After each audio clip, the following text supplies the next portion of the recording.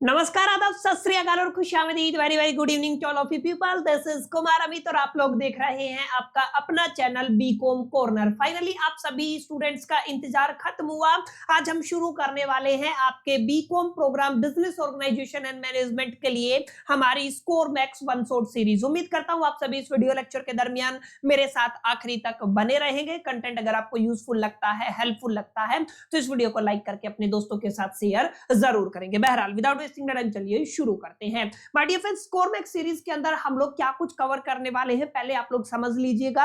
ये जो सीरीज है, ये पहला वीडियो हमारा आपके BCom program regular as well NC web के सेमेस्टर 1 वाले स्टूडेंट्स के लिए रहेगा, जहां पर आपको एक सब्जेक्ट पढ़ाया जाता है जिसको आप लोग जानते हैं बिजनेस ऑर्गेनाइजेशन एंड मैनेजमेंट के नाम से। बिजनेस ऑर्गेनाइजेशन एंड मैनेजमेंट का ये पहला वीडियो यूनिट 1 को कवर करेगा। वन शॉट वीडियो रहने वाला है। अगर आप इस वीडियो को अच्छे से यूटिलाइज कर लेते हैं तो इससे बाहर आपके एग्जामिनेशन के अंदर कुछ नहीं पूछा जाएगा।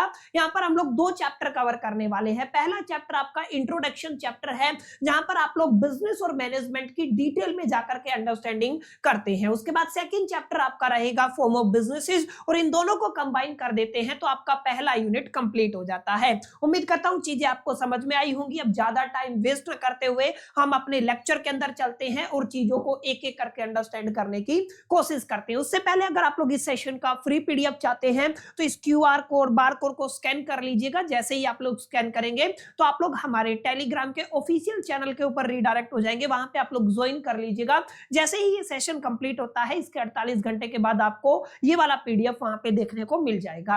अब देखिए, सबसे पहली अगर आप लोग बात करते हैं तो मैंने बताया ना 2 चैप्टर का कॉम्बिनेशन है। सबसे पहला चैप्टर इंट्रोडक्शन है, जहां पर सबसे पहले हम लोग समझेंगे what is the meaning of business. Business का असल में मतलब क्या होता है। अगर आप लोग यहाँ पे ध्यान से देखेंगे तो कुछ कुछ ऐसी चीजें हैं जो काफी हेल्प करने वाली हैं आप सभी की। सबसे पहले आप लोगों को क्या अंडरस्टैंड करना है माय डियर फ्रेंड, सबसे पहले हम लोग बिजनेस को समझते हैं। देखिए, 2 तरीके की एक्टिविटीज होती हैं। एक इकोनॉमिक एक्टिविटी होती है, एक नॉन इकोनॉमिक एक्टिविटी होती है। इकोनॉमिक एक्टिविटी का मतलब होता है जहां पर हम लोग कहीं ना कहीं ह्यूमन नीड्स को फुलफिल करते हैं, कहीं ना कहीं हमारा मोटिव और जो प्रॉफिट अर्न करना होता है, उन सभी एक्टिविटी को क्या कहा जाता है, इकोनॉमिक एक्टिविटी कहा जाता है। तो बिजनेस अपने आप में एक सिस्टमैटिक और कॉन्टिन्यूअस प्रोसेस होता है, जहां पर हम लोग सेट ऑफ इकोनॉमिक एक्टिविटीज करते हैं, जहां पर हमारा प्राइमरी इंटेंशन होता है ह्यूमन नीड्स को फुलफिल करना, प्रॉफिट जनरेट करना और जो भी कुछ वैल्यूज है उनको क्रिएट करना। This is all about the business. तो आपको थोड़ा समझना है, जब भी आप लोग बिजनेस की डेफिनेशन देने चले माय डियर फ्रेंड्स, तो आपको सेम डेफिनेशन देनी है। बिजनेस अपने आप में एक systematic and continuous set of economic activity होता है। माने इकोनॉमिक एक्टिविटी होता है एक सिस्टमैटिक और कॉन्टिन्यूअस सेट, जिसका प्राइमरी इंटेंशन होता है माय डियर फ्रेंड्स कुछ वैल्यू को क्रिएट करना, आपके जो ह्यूमन नीड्स है उनको सेटिस्फाई करना और अर्न करना प्रॉफिट को। ये आपकी एक बेसिक डेफिनेशन रहती है जब भी आप लोग बिजनेस की बात करते हैं। कई लोग समझते हैं बिजनेस का मतलब सिर्फ इतना होता है हमने कोई चीज खरीदा और उसको सेल कर दिया। कहीं ना कहीं शॉर्ट फॉर्म में उसको ट्रेड कहा जाता है। बिजनेस अपने आप में एक इंटीग्रेटेड प्रोसेस होता है, जहां पे आप लोग रिस्क भी बियर करते हैं, जहां पर आप लोग वैल्यू भी क्रिएट करते हैं, जहां पे आप लोग इनोवेशन करते हैं, जहां पे आप लोग क्रिएशन करते हैं एंड ऑल काफी चीजें आपको यहाँ पे इंक्लूड करके चलनी पड़ती है। यानी कि इन शॉर्ट आप लोग कह सकते हैं आपका बिजनेस केवल और केवल बाइंग और सेलिंग नहीं होता है।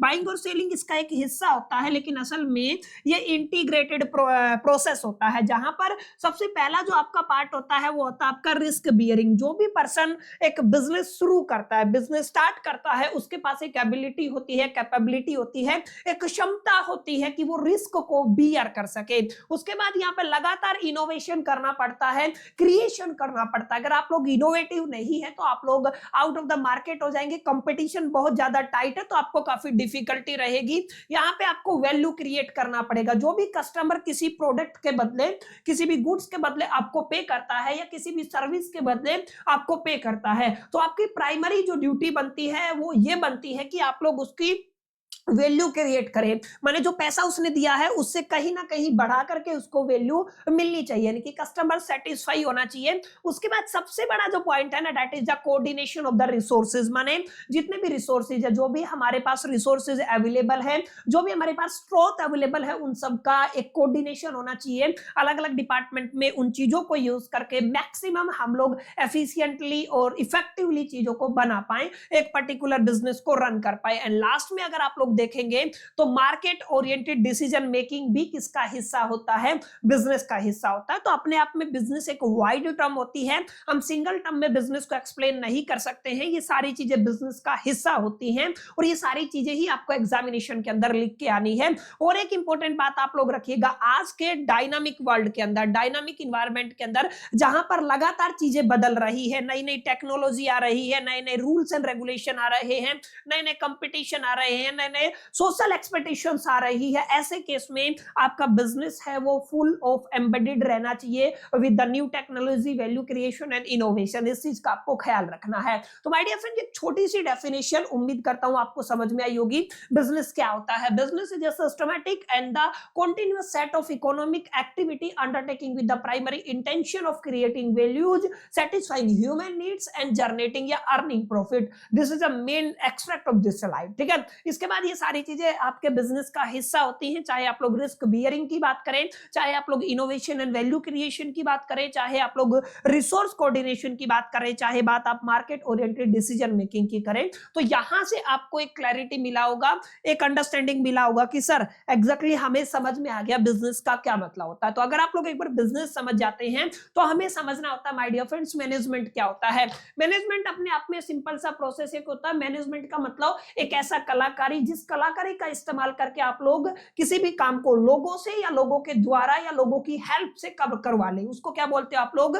मैनेजमेंट बोलते हो। हालांकि मैनेजमेंट के लिए आपको अलग अलग मैनेजमेंट गुरुज मिलेंगे, उनकी अलग अलग डेफिनेशंस मिलेंगी, जो कहीं ना कहीं एक पर्टिकुलर एस्पेक्ट ऑफ मैनेजमेंट को सेटिस्फाई करेंगी। तो खैर वो डेफिनेशन हम लोग समझेंगे, लेकिन अगर आपके एग्जामिनेशन के अंदर आता है what is the meaning of management, explain in briefly, तो आपको एक सूटेबल डेफिनेशन उनको प्रोवाइड करनी है। असल में क्या होता है मैनेजमेंट, ध्यान से समझिएगा।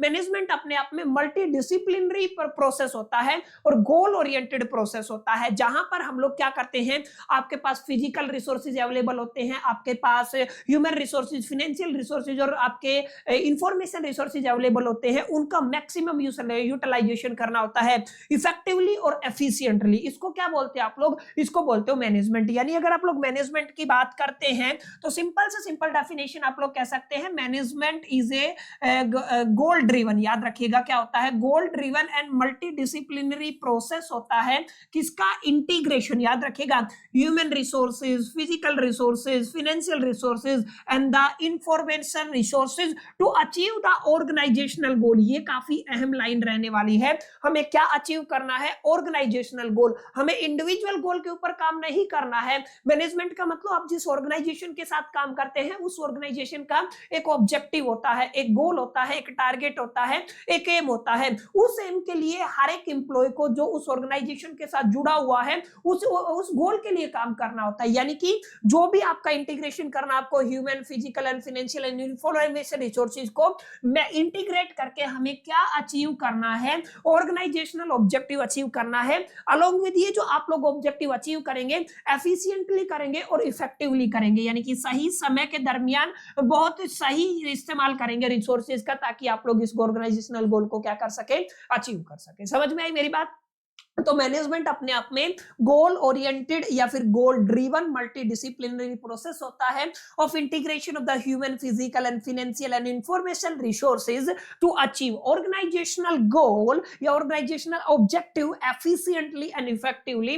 This is called the management. हालांकि अलग अलग डेफिनेशन और भी हैं जिनको मैं अभी आपके साथ डिस्कस करूंगा, लेकिन आप समझिएगा यहाँ पे 3 कॉन्सेप्चुअल डायमेंशन होते हैं मैनेजमेंट के। पहला है आपका, याद रखिएगा, जब भी आप लोग बात करेंगे, मैनेजमेंट एक प्रोसेस होता है, management is not a state. यहाँ पे आप लोग कहेंगे मैनेजमेंट अपने आप में एक कॉन्टिन्यूअस प्रोसेस होता है। क्या होता है? कॉन्टिन्यूअस, लगातार चलने वाला प्रोसेस होता है। एक लेवल पे आप लोग पहुंच गए हो, फिर आप लोग अपग्रेड करते हैं, फिर आप लोग अपग्रेड करते हैं, तो उसी हिसाब से मैनेजमेंट भी अपग्रेड करता रहता है। It is not a state, ये कोई स्टेट नहीं होती, अवस्था नहीं होती है, कोई जगह नहीं होती है। It's a continuous process, long and long time with your organisation management चलता रहेगा। इसके बाद अपने आप में मैनेजमेंट एक डिसिप्लिन होता है, माने एक ऐसा स्पेशलाइज्ड फील्ड होता है जहां पर अलग अलग एस्टेब्लिश्ड थ्योरीज आपको मिलती है। This is called the discipline, यानी कि मैनेजमेंट अपने आप में क्या होता है? डिसिप्लिन होता है। और मैनेजमेंट के लिए हमें लोगों की जरूरत होती है, अलग अलग लेवल पे अलग अलग टास्क परफॉर्म करने के लिए हमें लोगों की, पीपल्स की जरूरत होती है। That's why we can say management as a group of people. Management अपने आप में क्या होता है? एक ग्रुप ऑफ पीपल होता है, यानी कि managers at a different level perform the different role या distinct role, whatever you can say. समझ में आया? तो यहां से पहले चैप्टर के अंदर ज्यादा गहराई में आपको नहीं जाना है, it's A introduction chapter. Unit 1 बहुत आसान रहने वाला है, बस चीजों को आपको एनालिसिस करना है, अंडरस्टैंड करना है, कुछ कुछ याद करना है, एक मेमोरी में सेव कर लेना है, ताकि क्वेश्चन आए आप लोग उसके आंसर को वहां पे दाग सके। तो यहाँ पे आपको एक क्लैरिटी मिला, किसको लेकर के? बिजनेस को लेकर के क्लैरिटी मिला, मैनेजमेंट को लेकर के। लेकिन जब आप लोग प्रोफेशनल डेफिनेशन की बात करते हैं तो 3 डेफिनेशन मैं आप सभी के लिए लेके आया हूं, जो आपके एग्जामिनेशन के लिहाज से बहुत ज्यादा इंपॉर्टेंट रहने वाली है। आप किसी भी यूनिवर्सिटी से बिलोंग करते हो, रेगुलर से हो, एसएल से हो, एनसीवेब से हो, अगर आप लोग प्रोग्राम के स्टूडेंट ना बीकॉम के अंदर है या बीबीए के अंदर है, तो ये तीनों डेफिनेशन एनालिटिकल डेफिनेशन रहने वाली है, ये आपको याद रहनी चाहिए। सबसे पहली डेफिनेशन हम लोग जो डिस्कस करेंगे वो रहेगी कून्स एंड ओडोनल की डेफिनेशन। ये क्या कहती है? बहुत सिंपल सी डेफिनेशन जो मैंने आते ही कोट करी थी, वो कून्स की ही डेफिनेशन है। क्या कहती है?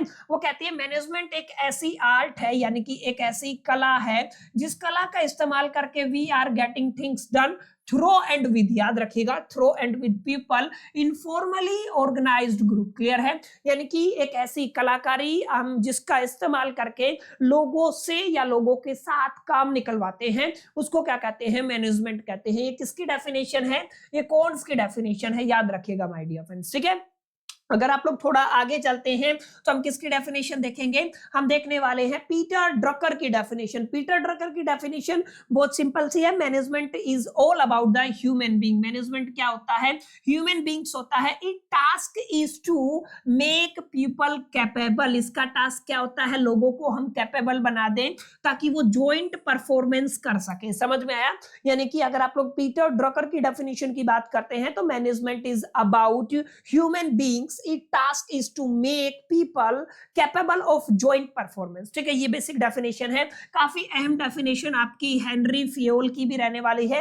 हेनरी फियोल एक बड़ा नाम है मैनेजमेंट के अंदर, तो इसकी डेफिनेशन को तो जरूर आपको मेमोराइज करना है। To manager is to forecast. सबसे पहले आपको क्या करना है? मैनेजर के लिए फोरकास्ट होना चाहिए, प्लानिंग इसका हिस्सा होता है, ऑर्गेनाइजिंग इसका हिस्सा होता है, कमांडिंग इसका हिस्सा होता है, कोऑर्डिनेशन इसका हिस्सा होता है, और कंट्रोल इसका हिस्सा होता है। यानी आप लोग समझ लीजिए हेनरी फियोल के अकॉर्डिंग पूरा का पूरा ये आपका क्या होता है? मैनेजमेंट होता है। चाहे आप लोग फोरकास्टिंग की बात करें, प्लानिंग की बात करें, ऑर्गेनाइजिंग की बात करें, कमांडिंग की बात करें, कोऑर्डिनेशन की बात करें या कंट्रोल की बात करें, everything is all about the management. ये किसका हिस्सा होता है? मैनेजमेंट का हिस्सा होता है। अगर आप लोग ध्यान से देखेंगे जितनी डेफिनेशन है ना, वो अलग अलग डेफिनेशन हाईलाइट करती है डिफरेंट डायमेंशन को, यानी कि एक अलग डायमेंशन बताती है। कहीं पे कोऑर्डिनेशन के डायमेंशन को हाईलाइट किया गया है, कहीं पे पीपल्स के डायमेंशन को हाईलाइट किया गया है, कहीं पे स्ट्रक्चर को यानी कि मैनेजमेंट के स्ट्रक्चर को हाईलाइट किया गया है, कहीं पे आपके फंक्शंस के डायमेंशन को हाईलाइट किया गया है। हर एक डेफिनेशन अपने आप में सही है, कोई गलत डेफिनेशन नहीं है। आपको जो सही लगता है आप लोग वो डेफिनेशन लिख के आ सकते हैं, पर कोट कीजिएगा इन तीनों के अंदर से। अगर आप लोग जैसे हेनरी फियोल की डेफिनेशन का इस्तेमाल करते हैं तो बताइएगा अकॉर्डिंग टू द हेनरी फियोल, और वहां पे पूछा गया है केवल मैनेजमेंट क्या होता है, तो बहुत डिटेल में जाकर के इनकी हेल्प लेकर के और इस स्लाइड का इस्तेमाल करके आप लोग एक अच्छी खासी डेफिनेशन बांध सकते हैं आपके फाइनल एग्जामिनेशन के अंदर। समझ में आया? तो मैं उम्मीद ऐसा कर रहा हूं ज्यादा डिफिकल्ट टास्क नहीं होगा। ये छोटी छोटी चीजें हैं जो आप लोग पढ़ते भी आए हैं, उम्मीद करता हूं चीजें यहां तक क्लियर रही होंगी। सबसे इंपॉर्टेंट स्लाइड अगर मैं कहूंगा, सबसे इंपॉर्टेंट नहीं मतलब one of the important slide रहेगा, आपसे एग्जाम के अंदर माय डियर फ्रेंड्स पूछा जाता है कि आप लोग कैरेक्टरिस्टिक ऑफ मैनेजमेंट को एक्सप्लेन कीजिए। तो टोटल 7 कैरेक्टरिस्टिक है जो आपको पता होना चाहिए। जैसे मैनेजमेंट अपने आप में गोल ओरिएंटेड रहता है, ये आपको थोड़ा ध्यान में देना है। गोल ओरिएंटेड का मतलब क्या होता है? सर हमारा एक ऑर्गेनाइजेशन होता है, एक ऑर्गेनाइजेशन का गोल होता है जिसे हमें कलेक्टिवली जितने भी लोग हम उस ऑर्गेनाइजेशन के अंदर काम करते हैं, हम सबको उस गोल के लिए काम करना होता है, इफेक्टिवली और एफिशिएंटली उस गोल को अचीव करना होता है। और ये सब किसकी वजह से हो पाता है? ये मैनेजमेंट की वजह से हो पाता है। That's why we can say management is a goal oriented process. इस बात को आपको समझना है। और मैनेजमेंट अपने आप में प्रोसेस होता है, और प्रोसेस नहीं होता है, मैनेजमेंट अपने आप में कॉन्टिन्यूअस और डायनामिक प्रोसेस होता है। Management is A continuous and dynamic process. मैं यहाँ पे लिख देता हूं, अपने आप में ये क्या होता है? आपका प्रोसेस होता है। समझ में है? याद रखिएगा, ये क्या होता है? कॉन्टिन्यूअस और डायनामिक क्या होता है? प्रोसेस होता है। इसका मतलब क्या है सर? इसका मतलब ये है कि मैनेजमेंट अपने आप में चलता रहेगा। जैसे आपका कंपनी 100 करोड़ पे है, तो इसके लिए एक आपका मैनेजमेंट रहेगा। कंपनी ने ग्रोथ किया, 500 करोड़ पे आप लोग पहुंच गए, तो 500 करोड़ की कंपनी को चलाने के लिए एक डिफरेंट लेवल ऑफ मैनेजमेंट की जरूरत होती है। अगर आप लोग 10,000 करोड़ पे चले जाते हो तो एक डिफरेंट लेवल ऑफ मैनेजमेंट की जरूरत होती है। यानी पहली बात तो ये प्रोसेस है और कॉन्टिन्यूअस प्रोसेस है, इस बात को आप लोग समझे। प्लस में डायनामिक है, अलग अलग लेवल के लिए, अलग अलग इंडस्ट्री के लिए, अलग अलग कंपनीज के लिए, अलग अलग ऑर्गेनाइजेशन के लिए अलग अलग मैनेजमेंट की रिक्वायरमेंट होती है। डायनामिक का ही ऐसा मतलब होता है जहां पे चीजें बदलती रहती है। समझ में आया? तो पहला मैंने क्या बताया? Management is a goal oriented process and it is also a continuous process and a dynamic process. समझ में आया? अब इसके आगे अगर आप लोग देखेंगे तो एक इंपॉर्टेंट बात और है, it is a integrative force. Integrative force का मतलब क्या होता है? अभी अभी हमने समझा था, मैनेजमेंट के अंदर हमें किसकी जरूरत होती है? हमें पीपल्स की जरूरत होती है, ठीक है ना? हमें लोगों की जरूरत होती है, यानी कि हम इंटीग्रेट करते हैं फोर्सेस को। फोर्सेस का मतलब अलग अलग लोगों की कैपेबिलिटी, एबिलिटी, नॉलेज, आप लोग कह सकते हैं intelligence, academics, whatever you can से, उन सबको इंटीग्रेट किया जाता है मैनेजमेंट के अंदर, और उन सबका इंटीग्रेशन करके ऑर्गेनाइजेशनल गोल को अचीव किया जाता है। That's why we can say management is a integrative process. अगला जो आपका कैरेक्टरिस्टिक रहेगा, यूनिवर्सल एप्लीकेशन। यूनिवर्सल एप्लीकेशन का मतलब हर डोमेन के अंदर आप लोग क्या कह सकते हैं सर? आप लोग ये कह सकते हैं आपकी डोमेन कोई भी हो, आपका बिजनेस किसी भी टाइप का हो। जैसे अगर आप लोग बात करते हैं, अगर मान लीजिए मैं अपनी बात करूं तो मैं किस बैकग्राउंड से बिलोंग करता हूं? मेरा जो कंपनी है और मेरा जो इंस्टीट्यूट है वो एजुकेशनल बैकग्राउंड का है, ठीक है? एक मिनट, आप लोग क्या कहेंगे? हमारा जो बैकग्राउंड है वो क्या है? आपका एजुकेशनल बैकग्राउंड है, ठीक है? अगर आप लोग ऑटोमोबाइल इंडस्ट्री से बिलोंग करते हैं, मान लीजिए आपका इंडस्ट्री कौन सा है? ऑटोमोबाइल इंडस्ट्री है, ठीक है? अगर आप लोग मान लीजिए इलेक्ट्रॉनिक्स इंडस्ट्री से बिलोंग करते हैं, यानी कि अलग अलग डोमेन हो गए हैं। ऐसा नहीं है कि एजुकेशनल बैकग्राउंड के अंदर ही आपको मैनेजमेंट की जरूरत होती है, बाकी जगह पे मैनेजमेंट की जरूरत नहीं होती। ऑब्वियस है, होती है, लेकिन आपको ध्यान क्या रखना? आपको ध्यान ये रखना है अलग अलग हिसाब से अलग अलग मैनेजमेंट की जरूरत होती है। यानी कि हम लोग कह सकते हैं इसकी एप्लीकेबिलिटी कैसी होती है? यूनिवर्सल होती है। हर एक डोमेन के अंदर, हर एक टाइप ऑफ बिजनेस के अंदर आपका मैनेजमेंट जरूरी होता है। अगला देखिए, इंटेंजिबल बट द रियल। माने इंटेंजिबल और टेंजिबल का मतलब क्या होता है? इंटेंजिबल का मतलब होता है ये फिजिकल नहीं है, यानी कि आप लोग क्या कहेंगे? ये क्या है? आपका इंटेंजिबल है, यानी कि this is not equal to physically available, यानी कि ये फिजिकली अवेलेबल नहीं होता है, फिजिकल नहीं है, लेकिन फिर भी क्या होता है? रियल होता है। मैनेजमेंट अपने आप में ऐसा नहीं है कि जैसे प्रोडक्ट है, आप जैसे देख रहे हैं ये रिमोट है तो फिजिकली अवेलेबल है, समझ में आया? लेकिन ऐसा थोड़ी, अब ये रियल भी है, लेकिन अगर आप लोग गुडविल की बात करते हैं, गुडविल इंटेंजिबल एसेट होता है लेकिन फिर भी रियल होता है। सिमिलर मैनर में आप लोग कह सकते हैं management is A intangible but the real. समझ में आया? तो सबसे पहली कैरेक्टरिस्टिक क्या है? गोल ओरिएंटेड होता है मैनेजमेंट। सेकंड क्या है? इंटीग्रेटिव फोर्स होता है। उसके बाद यूनिवर्सल एप्लीकेशन होती है, इंटेंजिबल होता है बट रियल होता है, ये मैं बता चुका हूं। कॉन्टिन्यूअस और डायनामिक होता है। इसके अलावा अगर आप लोग ध्यान देंगे, डिसीजन ओरिएंटेड होता है। मैनेजमेंट के अंदर हमें अलग अलग डिसीजन लेने पड़ते हैं। एक मैनेजर को जैसे अलग अलग डोमेन के अंदर अलग अलग डिसीजन लेने पड़ते हैं। That's why we can say management is a decision oriented. इसके अलावा ये आपका मल्टी डिसिप्लिनरी होता है। तो माय डियर फ्रेंड्स, 7 कैरेक्टरिस्टिक है जो आपको एग्जाम के अंदर लिख के आनी है। हर एक की हेडिंग उसको एक्सप्लेन कीजिए, हर एक की हेडिंग उसको एक्सप्लेन कीजिए। दैट्स इट, आपको पूरे पूरे नंबर मिलेंगे। समझ में आया? तो काफी इंपॉर्टेंट स्लाइड हो जाती है आपके एग्जामिनेशन के लिहाज से। 60 कैरेक्टरिस्टिक मैंने बताई है, जिनको अगर आप लोग पढ़ के चले जाएंगे तो आपका काम बन जाएगा। अब इससे आगे वाली स्लाइड भी जस्ट लाइक पीछे वाली स्लाइड की तरह काफी इंपॉर्टेंट रहने वाली है। क्या है, आपको बताना है सिग्निफिकेंस या importance of the management. Management की क्या इंपॉर्टेंस रहती है, अपने आप में एक बड़ा सवाल होता है। सबसे पहले ऑप्टिमल रिसोर्स यूटिलाइजेशन। मान लीजिए आपके पास रिसोर्सेज अवेलेबल है, अगर आपके पास मैनेजमेंट नहीं है ना तो आपके रिसोर्सेज का गलत सलत इस्तेमाल ज्यादा होगा, एफिशिएंट वे में इस्तेमाल नहीं होगा, इफेक्टिव वे में इस्तेमाल नहीं होगा। लेकिन अगर आपके पास मैनेजमेंट अच्छा है, अगर आपके ऑर्गेनाइजेशन के अंदर मैनेजमेंट है, तो आपके रिसोर्सेज का ऑप्टिमल यूटिलाइजेशन होगा। तो ये पहला सिग्निफिकेंस रहने वाला है। एक आपको मिलता है कॉम्पिटेटिव एडवांटेज। कॉम्पिटेटिव एडवांटेज का मतलब क्या होता है, जो भी मैनेज्ड ऑर्गेनाइजेशन होती है ना, वो कहीं ना कहीं कंपटीशन को ब्रेक करती हैं, वो अंडरस्टैंड करती है, एनालिसिस करती हैं और चीजें मैनेजमेंट के हिसाब से चलती हैं। दैट्स व्हाई आपको यहाँ पे कॉम्पिटेटिव एडवांटेजेस मिल जाता है। उसके बाद ऑर्गेनाइजेशनल स्टेबिलिटी आपको मिलती है और अडेप्टेबिलिटी आपको मिलती है। एक मैनेजमेंट जो है एक ऑर्गेनाइजेशन को स्टेबिलिटी देता है और एक अडेप्टेबिलिटी का ऑप्शन भी देता है, इसको आपको समझना है। यहाँ पे प्रोडक्टिविटी इनहांस हो जाती है, समझ में ना, जब सिस्टमैटिक वे में, ऑर्गेनाइज्ड वे में हर एक का रोल सिग्निफाइज है, हर एक का काम सिग्निफाई है, यानी कि सब कुछ डिसाइड है, तो उस केस में आपकी ऑर्गेनाइजेशन की प्रोडक्टिविटी क्या हो जाती है, इनहांस हो जाती है। और कहीं ना कहीं मैनेजमेंट अपने आप में नेशन बिल्डिंग में भी काफी हेल्प।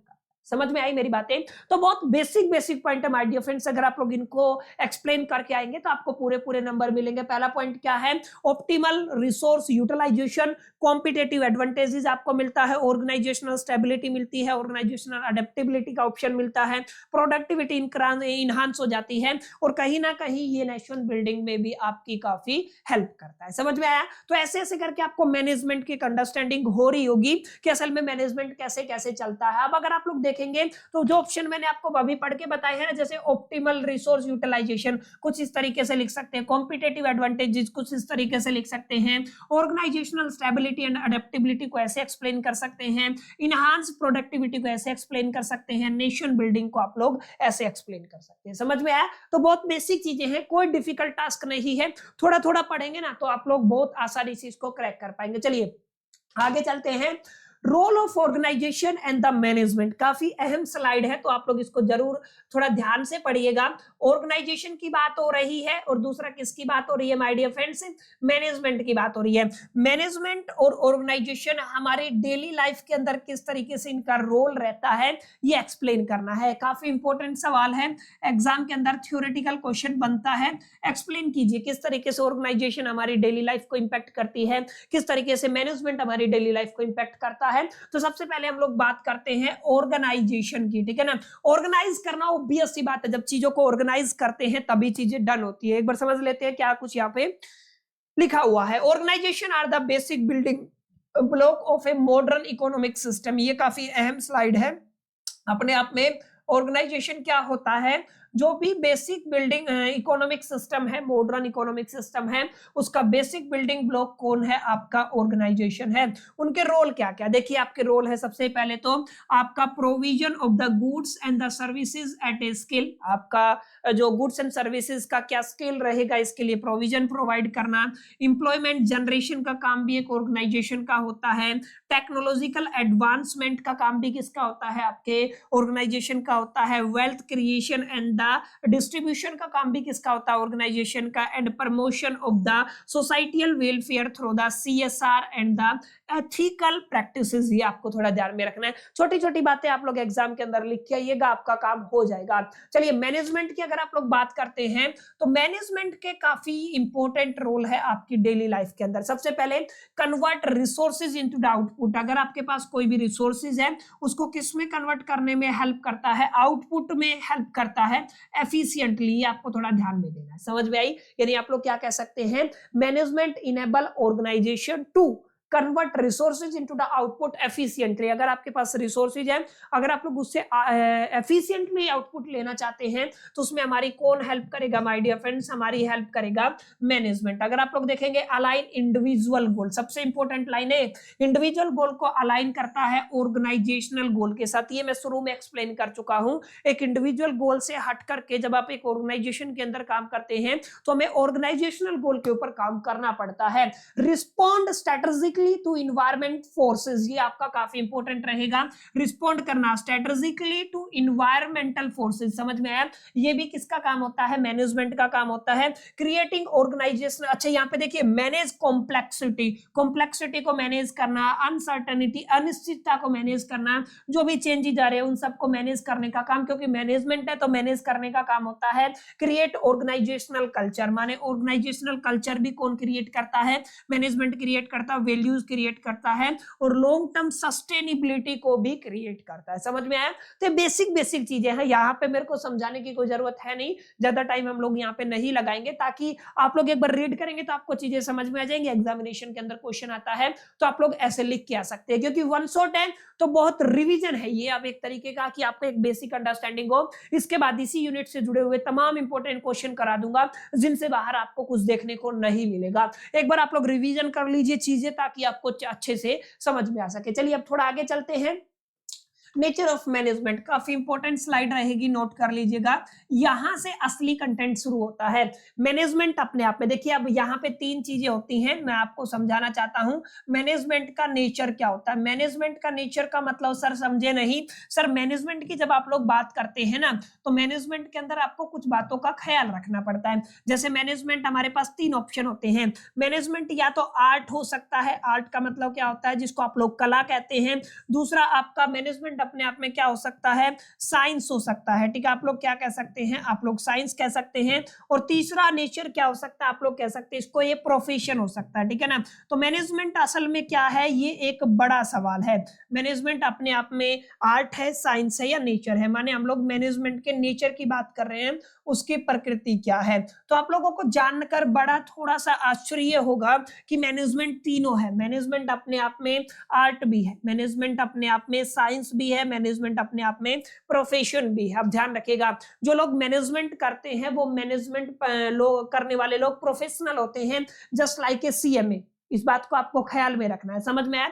अब यहाँ पे देखिएगा कैसे आपको एक्सप्लेन करना है कि मैनेजमेंट का नेचर क्या होता है। देखिए management as an art, art का मतलब होता है एक आपको पास नॉलेज है, उस नॉलेज को, उस टास्क को अगर आप लोग परफॉर्म कर सकते हैं, this is called the art. उसको क्या बोलते हो आप लोग, आर्ट बोलते हो। लेकिन अगर एक पर्टिकुलर कॉन्सेप्ट के अंदर अगर आपको सेट ऑफ रूल्स देखने को मिलते हैं, कुछ थ्योरीज देखने को मिलती है, यानी एक सिस्टमैटिक बॉडी ऑफ अगर नॉलेज देखने को मिलती है, तो उसको क्या बोला जाता है, साइंस बोला जाता है। समझ में आया? यानी आप लोग क्या कह सकते हैं, जब भी आप लोग मैनेजमेंट एज ए आर्ट की बात करेंगे तो मैनेजमेंट के अंदर आपको क्रिएटिविटी की रिक्वायरमेंट होती है, आर्ट के अंदर भी क्रिएटिविटी की रिक्वायरमेंट होती है, पर्सनलाइज्ड एप्लीकेशन होती है, माने मैनेजमेंट आप लोग अपने हिसाब से कर सकते हैं। उसके बाद यहाँ पे जजमेंट भी होते हैं। समझ में आया? तो ये सब चीजों की रिक्वायरमेंट होती है, यानी कि मैनेजमेंट के अंदर हमें रिक्वायरमेंट ऑफ क्रिएटिविटी होता है, रिक्वायरमेंट ऑफ पर्सनलाइज्ड एप्लीकेशन होता है, रिक्वायरमेंट ऑफ आपका जजमेंटल होता है, ठीक है। इसको आपको थोड़ा ध्यान में रखना है। Involve dealing with the human emotion, काफी इंपॉर्टेंट है। मैनेजमेंट के अंदर हमें क्या करना होता है,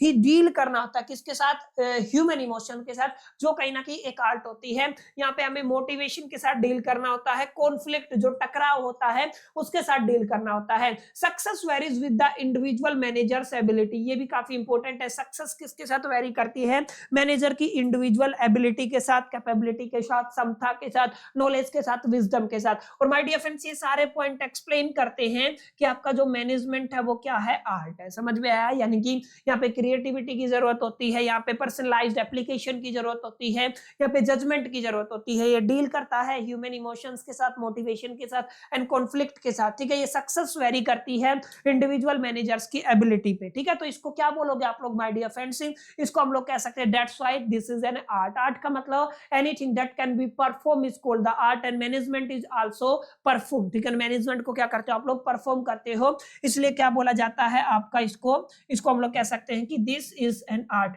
अब बात करते हैं साइंस। साइंस का मतलब होता है a systematic body of knowledge, ये आपको थोड़ा ध्यान में रखना है, क्या कहेंगे, सिस्टमैटिक बॉडी ऑफ नॉलेज, जहां पर भी आ जाएगा उसको क्या कहेंगे सर, उसको कहेंगे हम लोग दिस इज द साइंस। और मैनेजमेंट के अंदर आपको बहुत सारी थ्योरीज पढ़नी पड़ती हैं, बहुत सारी चीजें लर्न करनी पड़ती है, यानी कि सिस्टमैटिक बॉडी ऑफ नॉलेज मिलता है, that's why we can say that is the science. ये क्या होता है, साइंस होता है। Based on the systematic knowledge, ये किसके ऊपर बेस्ड होता है, सिस्टमैटिक नॉलेज के ऊपर बेस्ड होता है, प्रिंसिपल के ऊपर बेस्ड होता है, कॉज इफेक्ट रिलेशनशिप के ऊपर बेस्ड होता है। ये सारी चीजें कहीं ना कहीं साइंस के अंदर इंक्लूड होती हैं।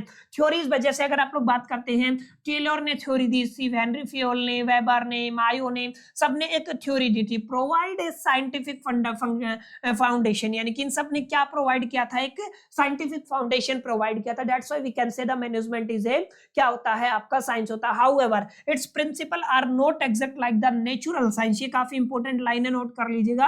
हाउएवर मैनेजमेंट के जो प्रिंसिपल है एग्जैक्टली नेचुरल साइंस के प्रिंसिपल की तरह नहीं होते हैं, due to the human variability, क्योंकि यहाँ पे ह्यूमन वेरिएबिलिटी होती है, हर एक ह्यूमन की अलग अलग एबिलिटी होती है, उस हिसाब से यहाँ पे प्रिंसिपल वेरी करते हैं। लेकिन आप लोग कह सकते हैं आपका जो मैनेजमेंट अपने आप में आर्ट भी होता है, अपने आप में साइंस भी होता है। अब तीसरा क्या होता है, मैनेजमेंट अपने आप में क्या होता है, प्रोफेशन होता है, माने यहाँ पे एक सिस्टमैटिक बॉडी ऑफ नॉलेज के साथ इसको परफॉर्म करने के लिए एक स्पेशलाइज्ड नॉलेज चाहिए। याद रखिएगा आपको क्या चाहिए, आपको यहाँ पे एक स्पेशलाइज्ड नॉलेज चाहिए, माने हर कोई इसको परफॉर्म नहीं कर सकता है, इसका मतलब ये होता है, ठीक है ना। तो आप लोग क्या कह सकते हैं, आपके पास यहाँ पे क्या होनी चाहिए, कि स्पेशलाइज्ड नॉलेज होनी चाहिए, that's why we can say this is an what, this is an आप लोग कहेंगे ये क्या होता है, एक प्रोफेशन होता है, ठीक है। अब यहाँ पे थोड़ा ध्यान दीजिएगा क्या क्या लिखा हुआ, presence of body of knowledge, ये तो मैं बता चुका हूँ। स्पेशलाइज्ड ट्रेनिंग, जैसे आप एमबीए करेंगे, बीबीए करेंगे, पीजीडीएम करेंगे, तो ये स्पेशलाइज्ड कोर्सेज होते हैं, यहाँ पे स्पेशलाइज्ड नॉलेज होती है, जो मैं बता चुका हूँ।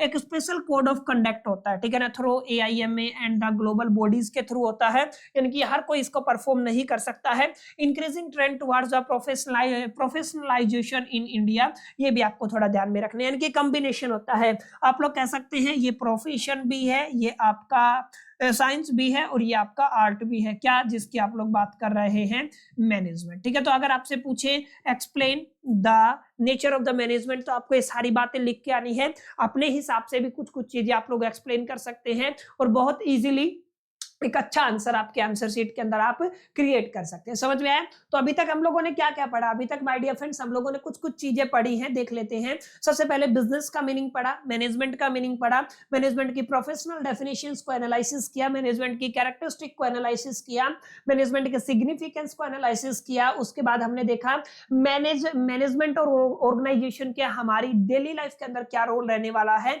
उसके बाद देखा हमने नेचर ऑफ मैनेजमेंट के अंदर management as a art, management as a science and management as a profession. समझ में आया, इतनी क्लियरिटी नहीं होगी। अब देखिए फंक्शन ऑफ मैनेजमेंट की बात करते हैं। वैसे तो अलग अलग फंक्शन होते हैं, ये आपको सामने भी दिख रहा होगा। हम लोग फंक्शंस ऑफ मैनेजमेंट की बात करते हैं, इसको आप लोग जरूर थोड़ा गौर फरमाइएगा, काफी इंपॉर्टेंट बात है। यहाँ पे फंक्शन ऑफ मैनेजमेंट जो मैं एक्सप्लेन कर रहा हूं ना, जो सबसे ज्यादा एग्जाम के अंदर आपको लिख के आना होता है, वो हमें दो व्यू लेके चलना पड़ता है। एक तो फियोल, हेनरी फियोल, यानी कि आप लोग क्या कहेंगे, हेनरी फियोल का ओपिनियन या उसका व्यू आपको लेके चलना पड़ता है, अलोंग विद जो आपका मॉडर्न व्यू है, ठीक है। इन दोनों के कॉम्बिनेशन से हम लोग इसको क्या कर रहे हैं, एक्सप्लेन कर रहे हैं। समझ में आई मेरी बात। यानी कि हम लोग ये जो डेफिनेशन देंगे, जो एक्सप्लेनेशन देंगे, ये किस बिहा पे देंगे हम लोग, ये डेफिनेशन हम, यानी कि ये फंक्शन ऑफ मैनेजमेंट को एक्सप्लेन करेंगे on the basis of Henry Fayol and modern view. समझ में आया, इस बात को आपको ख्याल में रखना, ठीक है। तो यहाँ पे अगर आप लोग देखेंगे, सबसे पहला जो आपका रहेगा ना, फंक्शन ऑफ मैनेजमेंट की बात करते हैं, तो सबसे पहला फंक्शन माय डियर फ्रेंड्स आपका क्या रहेगा, आपका प्लानिंग रहेगा। याद रखिएगा, आप लोग क्या कहेंगे, प्लानिंग, ठीक है ना। आप लोग पढ़ के आए 12th में, मैं कोई टेक्निक वगैरह नहीं बताऊंगा, ये याद कर लो, वो याद कर लो, डायरेक्ट चलेंगे हम लोग। दूसरा होता है आपका ऑर्गेनाइजिंग, क्या कहेंगे आप लोग इसको ऑर्गेनाइजिंग कहेंगे, ठीक है। तो दूसरा क्या होगा, आपका ऑर्गेनाइजिंग रहेगा। तीसरा क्या रहेगा, स्टाफिंग रहेगा और डायरेक्टिंग रहेगा, ठीक है। आप लोग तीसरा क्या कहेंगे, स्टाफिंग, और चौथा क्या कहेंगे आप लोग, डायरेक्टिंग। याद रखिएगा इन चीजों को, ठीक है ना। ये फंक्शन ऑफ मैनेजमेंट होते हैं, स्टाफिंग, और चौथा क्या रहेगा आपका डायरेक्टिंग। तो आप लोग क्या कहेंगे, सर इसका फंक्शन क्या क्या होता है, डायरेक्ट करना भी होता है, और इसके बाद भी coordination and coordinating and controlling, यानी कि 6 हो गए टोटल, यानी कि 5वां क्या हो जाएगा, कोऑर्डिनेटिंग एंड कंट्रोलिंग, यानी कि कोऑर्डिनेटिंग, ठीक है। और उसके बाद क्या हो जाएगा आपका छठा, क्या हो जाएगा, कंट्रोलिंग, यानी कि कंट्रोलिंग भी किसका काम होता है, मैनेजमेंट का काम होता है। तो मैनेजमेंट के अपने आप में अगर आप लोग फंक्शन की बात करते हैं तो आप लोग इसको कर सकते हैं, जैसे प्लानिंग हो गया है, जैसे ऑर्गेनाइजिंग हो गया है, जैसे स्टाफिंग हो गया है, जैसे डायरेक्टिंग हो गया है, जैसे कोऑर्डिनेशन हो गया है, और जैसे आपका कंट्रोल हो गया है। तो इस शॉर्ट ट्रिक से आप लोग इसको याद कर सकते हैं, जब भी आप लोग फंक्शंस की बात करें तो आप लोग कहेंगे POSDCC, POSDCC, यानी कि planning, organising, staffing, directing, coordination और कंट्रोलिंग। क्लियर है, ये सब किसके नेचर होते हैं, ये आपके मैनेजमेंट के नेचर होते हैं। और ये किस व्यू के अकॉर्डिंग हम लोग बात कर रहे हैं, ये हम लोग फेयोल और मॉडर्न व्यू के अकॉर्डिंग बात कर रहे हैं। सबसे पहले अगर आप लोग बात करते हैं, प्लान करना होता है। प्लान का मतलब क्या होता है, पहले से रणनीति बनाना, यानी कि हम लोग स्टेबलाइज करते हैं यहाँ पे ऑब्जेक्टिव्स को, इवैल्यूएट करते हैं अलग अलग अल्टरनेटिव्स को, एंड फॉर्मुलेट करते हैं स्ट्रेटजी को। ये सब किसका हिस्सा होता है, प्लानिंग का, ठीक है। अगर आप लोग देखेंगे प्लानिंग क्या करती है, रिड्यूस करती है अनसर्टेनिटी, अनिश्चितता को प्लानिंग रिड्यूस करती है, and bring rationality to the decision making. ये ध्यान रखिएगा, रेशनैलिटी किसकी वजह से आती है, प्लानिंग की वजह से आती है। एंड मॉडर्न टूल्स इंक्लूडिंग, जैसे कौन कौन से मॉडर्न टूल है, इन पर जरूर गौर फरमाइएगा। स्वैट हो गया, PESTL हो गया, और उसके बाद आपका सिनेरियो प्लानिंग हो गया, फोरकास्टिंग हो गया, ये सब टूल है, ठीक है ना। ये आपके इंक्लूड करके चलते हैं यहाँ पे, ठीक है। तो सबसे पहला जो फंक्शन होता है वो प्लान करना होता है, ठीक है ना। क्या करना होता है, प्लान करना होता है। उसके बाद ऑर्गेनाइज करना होता है। ऑर्गेनाइज का मतलब क्या होता है, चीजों को एक ऑर्गेनाइज स्ट्रक्चर देना, एक सही स्ट्रक्चर देना, ठीक है ना। इसको क्या कहते हैं, डिजाइनिंग द ऑर्गेनाइजेशनल स्ट्रक्चर। ये किसका काम होता है, ऑर्गेनाइजिंग, यानी कि ये भी किसका काम होता है, मैनेजमेंट का फंक्शन होता है, याद रखिएगा। डिफाइनिंग रोल्स, क्या डिफाइन करते हो, रोल्स डिफाइन करते हो, रिस्पॉन्सिबिलिटी डिफाइन करते हो, अथॉरिटी डिफाइन करते हो, एंड रिलेशनशिप्स को डिफाइन करते हो। समझ में आया, बहुत बेसिक बेसिक बातें हैं यहाँ पे, कोई ऐसा समझाने वाली बात नहीं है। अभी रिसेंटली आप लोग 12th करके आए हैं, तो इन चीजों के कहीं ना कहीं आप लोग टच में होंगे। आगे देखिए, facilitates coordination and the efficient workflow. ये क्या करता है, फैसिलिटेट करता है कोऑर्डिनेशन में और एफिशिएंट वर्कफ्लो के अंदर, एंड मॉडर्न स्ट्रक्चर इंक्लूड करके चलता है, जैसे मैट्रिक्स हो गया, जैसे नेटवर्क हो गया, वर्चुअल हो गया, and the team based organisation हो गया। क्लियर, ये सब किसके अंदर आता है, ये सब ऑर्गेनाइजेशन के अंदर आता है। तीसरा क्या होता है, स्टाफ। स्टाफ का मतलब स्टाफिंग, ठीक है ना, यानी कि आप रिक्रूटमेंट करते हैं, सिलेक्शन करते हैं, ऑन बोर्ड करते हैं, ट्रेनिंग देते हैं, परफॉर्मेंस अपेरेजल करते हैं। ये तमाम चीजें किसका हिस्सा है, स्टाफिंग का हिस्सा है। यहाँ पे increasing focus on the competency mapping, याद रखिएगा किस पे फोकस इंक्रीज होता है, कॉम्पिटेंसी मैपिंग के ऊपर, HR एनालिटिक्स के ऊपर, और इंप्लॉय एंगेजमेंट के ऊपर क्या होता है, फोकस होता है। ये सब सारी चीजें कहाँ पे पढ़नी पड़ती है माय डियर फ्रेंड्स, आपको करनी पड़ती है स्टाफिंग के अंदर करनी पड़ती है। अगला क्या रहेगा, डायरेक्टिंग, डायरेक्ट करना। उन्हें एक लीडर का काम होता है डायरेक्शन देना, ताकि एक ऑर्गेनाइजेशनल गोल को अचीव किया जा सके। ये किसका काम होता है, ये एक लीडर का काम होता है, उनको मोटिवेशन देना, ठीक है ना। तो ये सब डायरेक्शन के अंदर आएगा। जैसे आप लोग कह सकते हैं leadership, motivation, communication and the supervision. ये सब कहाँ पे आते हैं माय डियर फ्रेंड्स, ये डायरेक्टिंग के अंदर आते हैं। कौन कौन सी थ्योरीज रेलिवेंट है बीकॉम लेवल पे, ये सारी थ्योरीज है, इंपॉर्टेंट है, पढ़ के जाइएगा, क्योंकि आपके एग्जाम के अंदर इनसे कोई भी थ्योरी पूछी जा सकती है, ठीक है। इनके ऊपर हम लोग बात नहीं करेंगे। अब चलिए आगे क्या करते हैं, कोऑर्डिनेटिंग। क्या करते हैं, कोऑर्डिनेटिंग, और अगला क्या हो जाएगा, कंट्रोल करना, ठीक है। उसके बाद आपका मैनेजमेंट के फंक्शंस क्या हो जाएंगे, कंप्लीट हो जाएंगे, ठीक है। तो यहाँ पे देखिए, कोऑर्डिनेशन का मतलब हम लोग क्या करते हैं, हार्मोनाइज करते हैं एफर्ट्स अक्रॉस द डिपार्टमेंट। समझ में आया, हम क्या करते हैं, हार्मोनाइज करते हैं जितने भी एफर्ट्स है अक्रॉस द डिपार्टमेंट। आगे देखिए, eliminate duplication of the work. Coordination के अंदर ये होता है, डुप्लीकेशन ऑफ वर्क है तो उसको बाहर कर दिया जाता है, एलिमिनेट कर दिया जाता है। एंश्योर यूनिटी, किसको एंश्योर किया जाता है, यूनिटी ऑफ द डायरेक्शन को, and ensure of the synergy, किस कॉन्सेप्ट को एक्सप्लेन किया जाता है, एंश्योर किया जाता है सिनर्जी को। Very important in large diversify organisation. ये अगर आपकी ऑर्गेनाइजेशन बड़ी है है, डाइवर्सिफाई है, तो उस केस में कोऑर्डिनेटिंग बहुत ज्यादा जरूरी हो जाता है। और लास्ट में जाके कंट्रोल करते हैं। सेटिंग परफॉर्मेंस स्टैंडर्ड को सेट करना ये कंट्रोलिंग का काम होता है। मेजरिंग करना एक्चुअल परफॉर्मेंस को, ये भी आपका कंट्रोलिंग का काम करना होता है। और डेविएशन को आइडेंटिफाई करना ये भी कंट्रोलिंग का काम होता है। अंडरटेकिंग करेक्टिव एक्शंस ये भी किसका काम होता है, कंट्रोलिंग का काम होता है। मॉडर्न फर्म के अंदर budgetary control, KPIs, balance score card और ऑडिट सिस्टम ये सब चीजें आती है। ठीक है, यानी आप लोग कह सकते हैं प्लानिंग करना, ऑर्गेनाइजिंग करना, डायरेक्टिंग करना, उसके बाद आपका स्टाफिंग करना, और सी कोऑर्डिनेशन और कंट्रोल करना, ये आपकी टेक्निक रहने वाली है।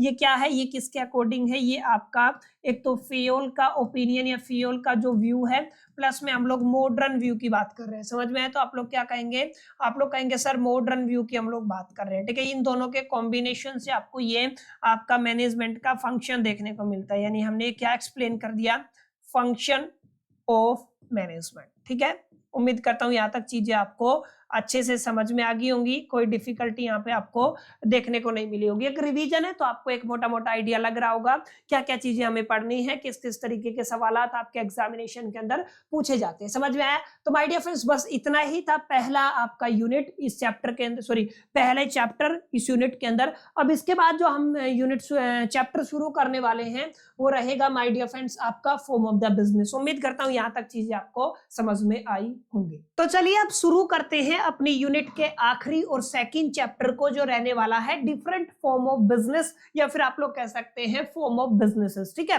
अलग अलग तरीके की बिजनेसेस आप लोग पढ़ते हैं, चाहे आप लोग बात सोल प्रोप्राइटरशिप की कर लीजिए, चाहे आप लोग बात पार्टनरशिप की कर लीजिए, limited liability partnership, limited liability company, one person company, private limited company या पब्लिक लिमिटेड कंपनी, इन तमाम चीजों पर हम लोग डिटेल में जाकर के चर्चा करने वाले हैं। तो हमारा ये सेकंड चैप्टर रहेगा, यहाँ पे थोड़ी सी मिस्टेक का नोट कर लीजिएगा, ये सेकंड चैप्टर है और 2 ही चैप्टर है आपकी पहली यूनिट के अंदर।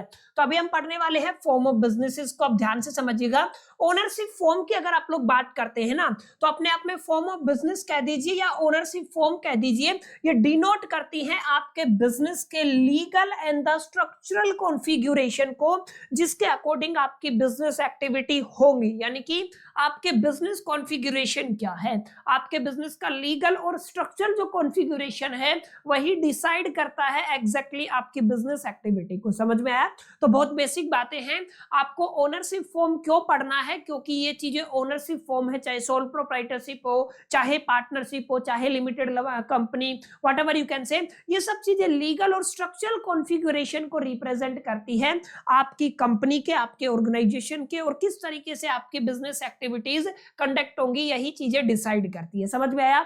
हर एक बिजनेस फॉर्म के अंदर आपको अलग अलग लायबिलिटी देखने को मिलेगी, रिस्क फैक्टर अलग होता है, कंट्रोलिंग रेगुलेटरी जो बर्डन है वो अलग होता है, कैपिटल राइजिंग कैपेसिटी अलग होती है, और शूटेबिलिटी अलग होती है। किसी को कोई बिजनेस फॉर्म शूट करता है, किसी को कोई शूट करता है, तो अलग अलग चीजें, हर एक के अंदर बर्डन अलग है, हर एक के अंदर लायबिलिटी अलग है, किसी के अंदर कुछ प्रोज है, किसी के अंदर कुछ कॉन्स है। इस तरीके से हर एक इंडिविजुअल को अपनी नीड के हिसाब से, अपनी शूटेबिलिटी के हिसाब से एक बिजनेस को चूज करना होता है या ओनरशिप फॉर्म को चूज करना होता है। इसी कड़ी में आप सभी को पता है, मैं बता चुका हूं, सबसे पहले आप लोग क्या पढ़ेंगे, यहाँ पे आप लोग सोल प्रोप्राइटरशिप को पढ़ने वाले हैं।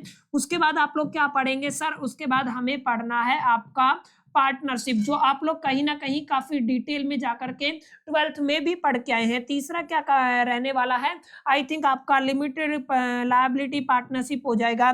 उसके बाद आप लोग पढ़ेंगे लिमिटेड लायबिलिटी कंपनी। उसके बाद आप लोग क्या पढ़ने वाले हैं, प्राइवेट लिमिटेड का मतलब क्या होता है। उसके बाद आप लोग क्या करने वाले हैं, पब्लिक लिमिटेड पढ़ने वाले हैं। ठीक है, उसके बाद आप लोग ओपीसी पढ़ने वाले हैं, यानी कि वन पर्सन कंपनी क्या होता है, तो इसको क्या कह देता हूं, ओपीसी। ऐसे करके आपका सीरीज चलता रहेगा। तो सबसे पहले अगर आप लोग बात करते हैं, तो सबसे पहले माय डियर फ्रेंड्स आपको पढ़ना होता है, क्या पढ़ना होता है, आपको सोल प्रोप्राइटरशिप पढ़ना होता है। ठीक है, सोल प्रोप्राइटरशिप के अंदर ध्यान रखिएगा, सोल प्रोप्राइटरशिप अपने आप में सबसे पुराना और simplest form of business organisation होता है या ओनरशिप होता है, जहां पर आप लोगों को ध्यान रखना है पूरा का पूरा बिजनेस का ओनर एक होगा, उसको मैनेज करने वाला एक बंदा होगा, और कंट्रोल भी सिंगल इंडिविजुअल करेगा। माने सारा का सारा काम सोल प्रोप्राइटरशिप के अंदर अकेला बंदा करता है। क्लियर? तो यानी आप लोग कह सकते हैं sole proprietorship is the oldest and the simplest form of business organisation. It is owned, managed and control by a single individual. Clear है?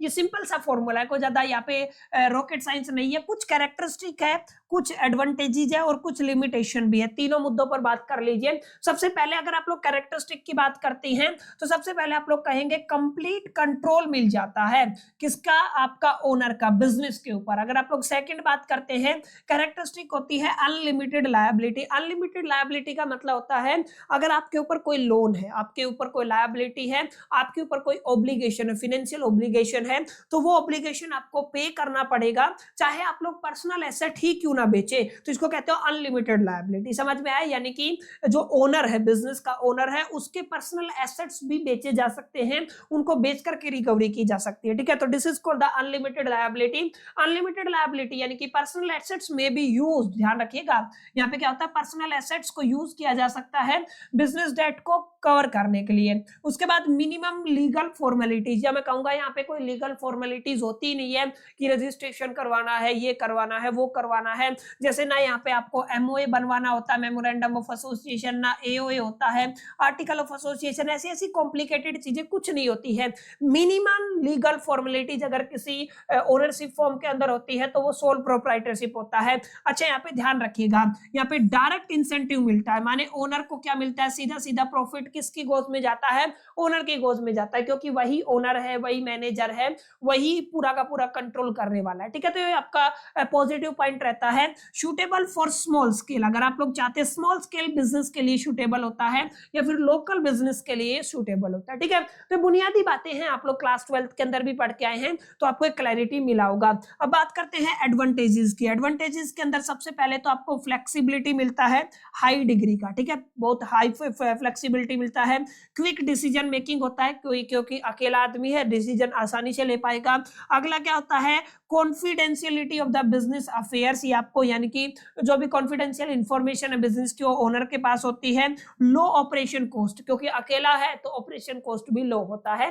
ये कुछ कुछ बातें हैं जो किसके अंदर आती हैं? आपके एडवांटेजेस के अंदर आती हैं। अगर आप लोग बात करते हैं लिमिटेशन की, तो यहाँ पे कैपिटल लिमिटेड होता है। क्यों? क्योंकि अकेला बंदा ओनर होता है तो कितना करेगा? जितना उसके पास होगा, तो लिमिटेड कैपिटल हो गया। अच्छा, यहाँ पे लिमिटेड मैनेजरल एक्सपर्टीज होगी। अकेला आदमी है तो जो उसको आता है वही तो उसके पास स्किल होगा। यहाँ पे मैनेजरल जो आपकी कैपेबिलिटीज है वो लिमिटेड हो जाती है।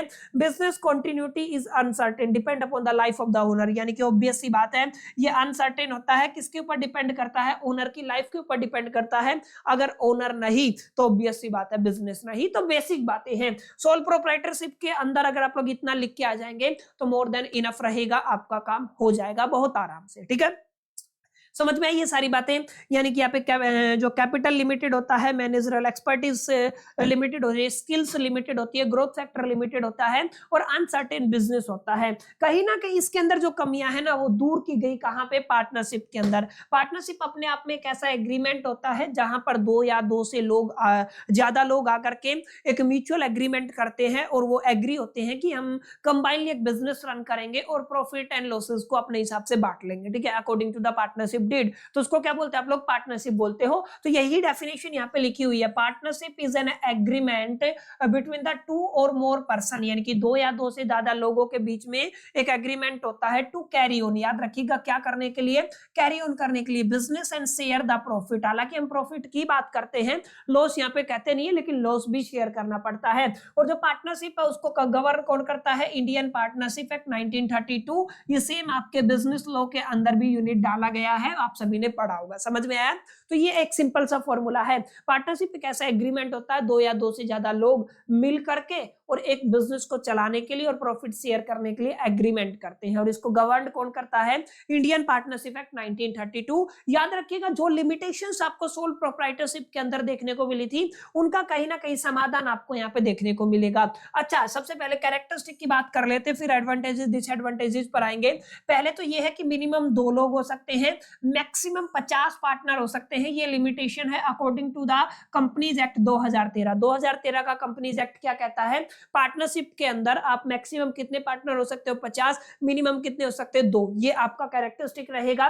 Relationship based on the mutual trust and the fiduciary duty, ये आपको थोड़ा ध्यान में रखना है, इनकी म्यूचुअल ट्रस्ट के ऊपर आपका क्या रहेगा, आपका रिलेशन रहेगा। अच्छा, यहाँ पे बनाया जाता है एक एग्रीमेंट, जिसको हम लोग क्या कहते हैं, जिसको हम लोग कहते हैं my dear friends partnership deed. याद रखिएगा क्या कहा जाता है उसको, पार्टनरशिप डीड बनाया जाता है। अब ये जो पार्टनरशिप डीड है ना, ये बना भी सकते हैं मे और मे नोट, ठीक है ना, यानी कि आप लोग क्या कह सकते हैं, ये बनाया भी जा सकता है और नहीं भी बनाया जा सकता है, ये पार्टनर्स की चॉइस के ऊपर डिपेंड करता है।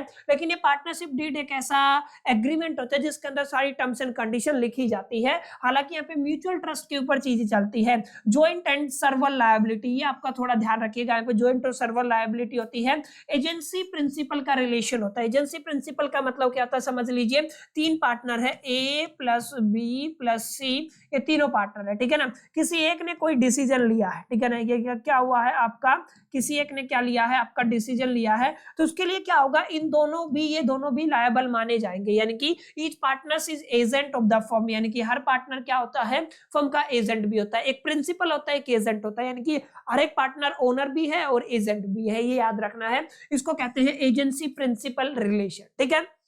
तो यहाँ पे आपको समझ में आया, पार्टनरशिप के अंदर 2 या 2 से ज्यादा लोग आ जाते हैं, सोल प्रोप्राइटरशिप के अंदर अकेला बंदा रहता है। अब यहाँ पे डीड बना भी सकते हैं, नहीं भी बना सकते हैं। एडवांटेजेस क्या है, जब अलग अलग लोग मिलेंगे तो ऑब्वियस सी बात है अलग अलग स्किल्स होंगी, यानी कि स्किल इनहांसमेंट हो गया। जो वहां पे आपने देखा था, क्या देखा था आपने, अगर यहाँ पे ये वाला पॉइंट देखा हो, मैनेजरल एक्सपर्टीज लिमिटेड थी, यहाँ पे उसके इंक्रीज होने के चांसेस है, ठीक है। कंबाइंड कैपिटल, कैपिटल भी इंक्रीज हो जाती है और स्किल, यानी कि स्किल भी कंबाइन हो जाती है और आपका कैपिटल भी एक तरीके से क्या हो जाता है, आपका कंबाइन हो जाता है।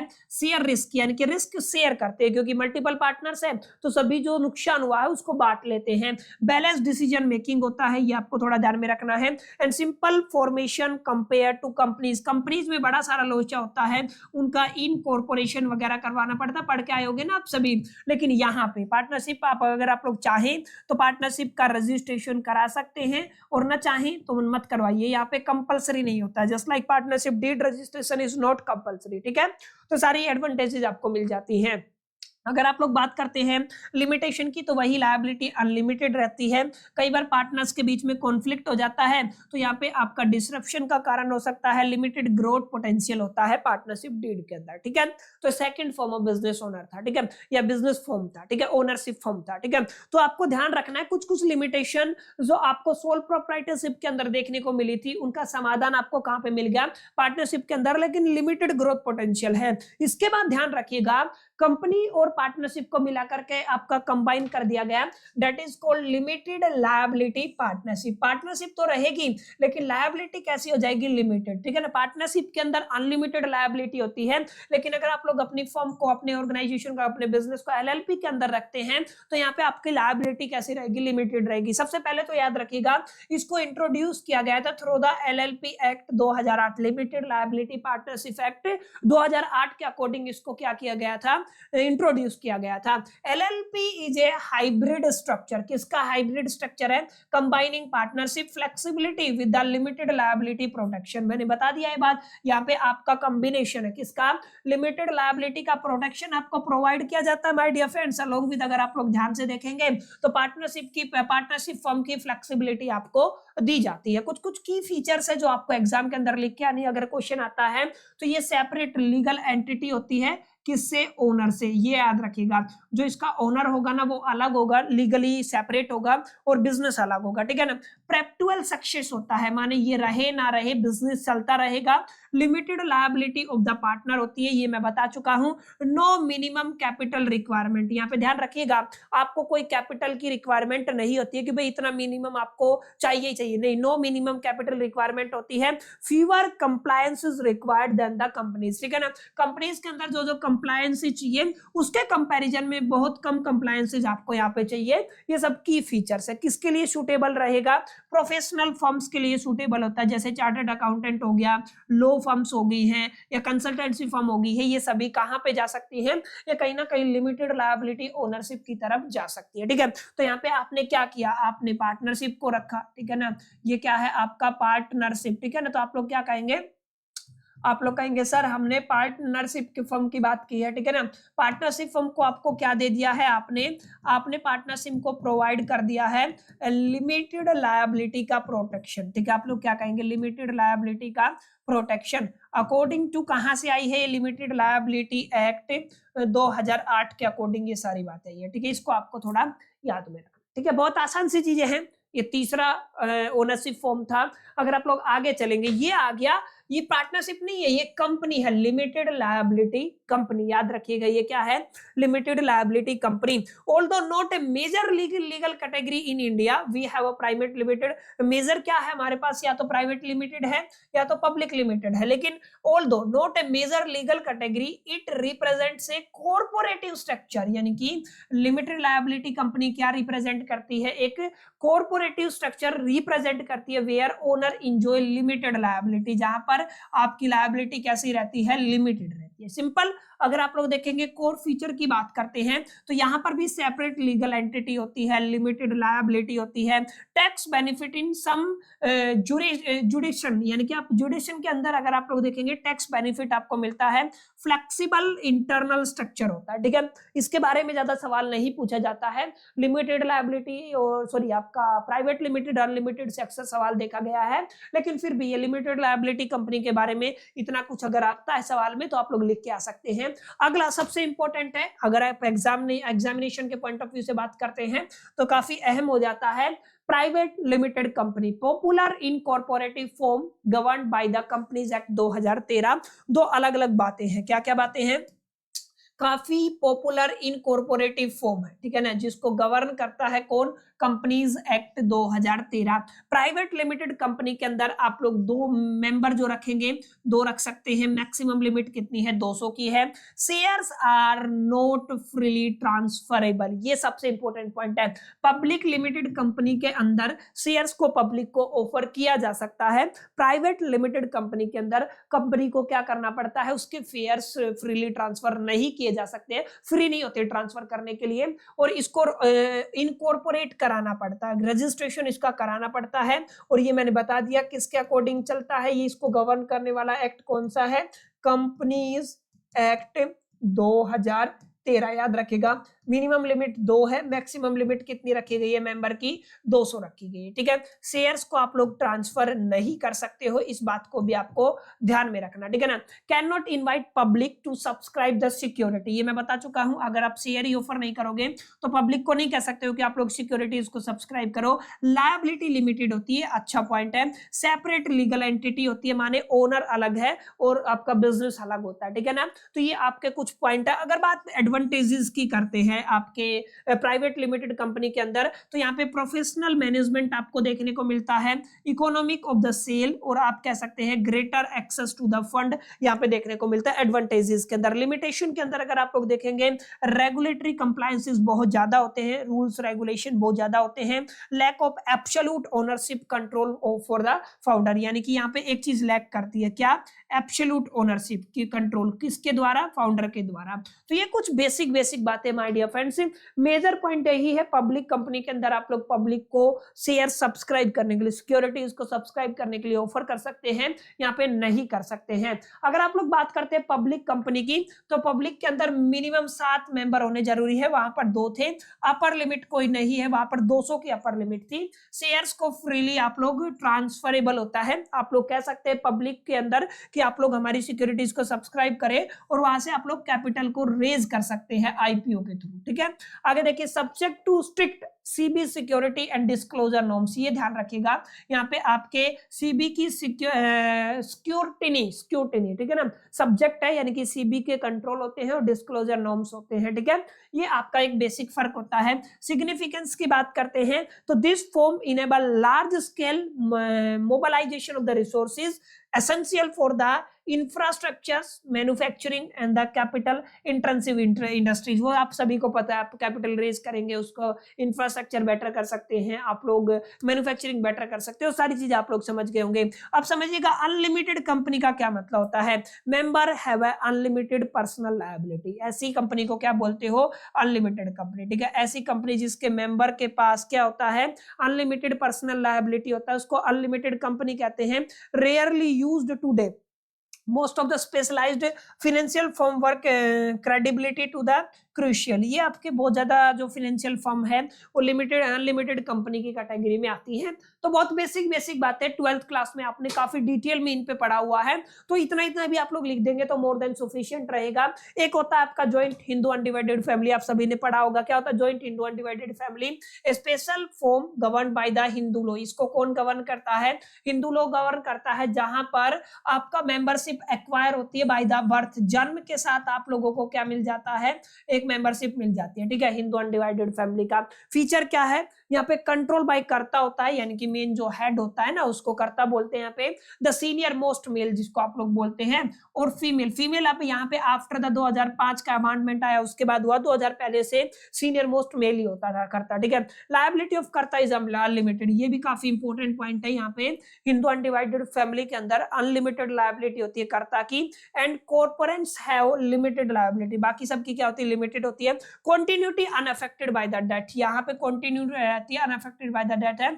ऑटोमेटिक सक्सेशन होता है। इंपॉर्टेंस की बात करते हैं तो जितने भी ट्रेडिशनल फैमिली बिजनेसेस हैं माय डियर फ्रेंड्स, उन सब के लिए सूटेबल होता है। जितने भी ट्रेडिशनल फैमिली बिजनेसेस हैं उन सब के लिए सूटेबल होता है। स्पेसिफिकली इन रिटेल, अगर आप लोग बात करते हैं एग्रीकल्चर की बात करते हैं या एंसेंट्रल ट्रेड्स की बात करते हैं, तो ये क्या है? हिंदू अनडिवाइडेड फैमिली वाला फॉर्म है, बहुत बेसिक है, कोई डिफिकल्टी आपको देखने को नहीं मिलेगा।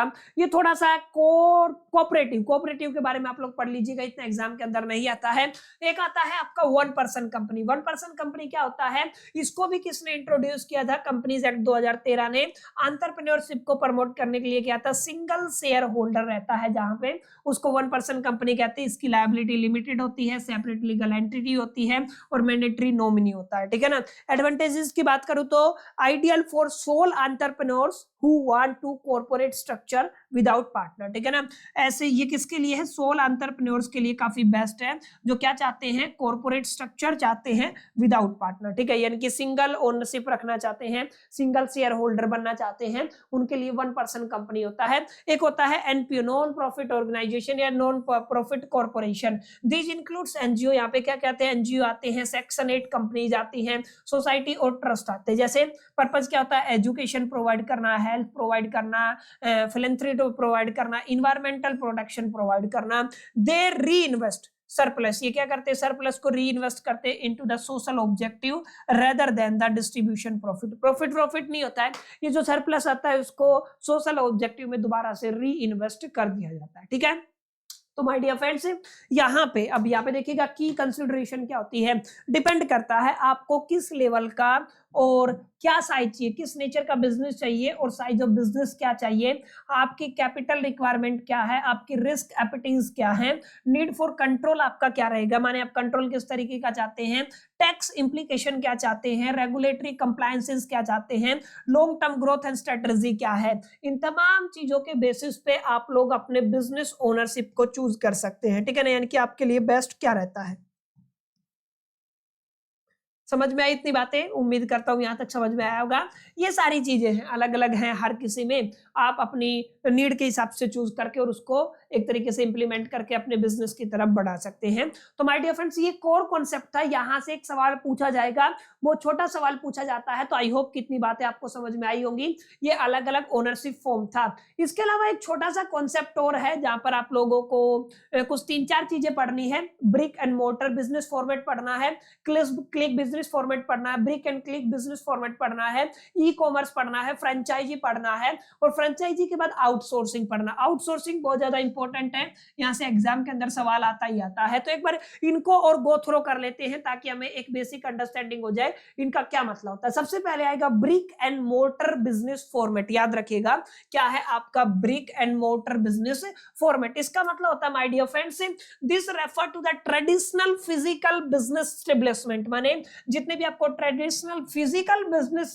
स्टेबलाइज्ड दिखते हैं ना, वो सब क्या कहलाते हैं? Brick and mortar business. जहां पे बड़े बड़े इंफ्रास्ट्रक्चर्स होते हैं, शोरूम्स होते हैं, बहुत हाई लेवल का स्टॉक होता है, वो सब क्या किस में आते हैं? Brick and mortar business format के अंदर आते हैं। जैसे आप लोग बात करते हैं रिटेल स्टोर की, मैन्युफैक्चरिंग यूनिट्स की, एंड सर्विस ऑफिसेज की, ये सब किसके अंदर आते हैं, brick and motor business format के अंदर, ठीक है। तो ब्रिक एंड मोटर फॉर्मेट का मतलब ट्रेडिशनल फिजिकल बिजनेस एस्टेब्लिशमेंट को क्या कहते हो, brick and motor business format कहा जाता है। अगर आप लोग बात करते हो कैरेक्टरिस्टिक की, तो यहाँ पे बहुत ज्यादा इन्वेस्टमेंट होती है इंफ्रास्ट्रक्चर के अंदर, डायरेक्ट कस्टमर इंटरेक्शन आपको प्रोवाइड किया जाता है, लोकलाइज्ड रीच होती है यानी कि ग्लोबल रीच नहीं होती है, लॉन्गर ऑपरेटिंग साइकिल होता है, इनको ऑपरेट करने के लिए बहुत भारी साइकिल यानी बहुत पैसा खर्च करना पड़ता है।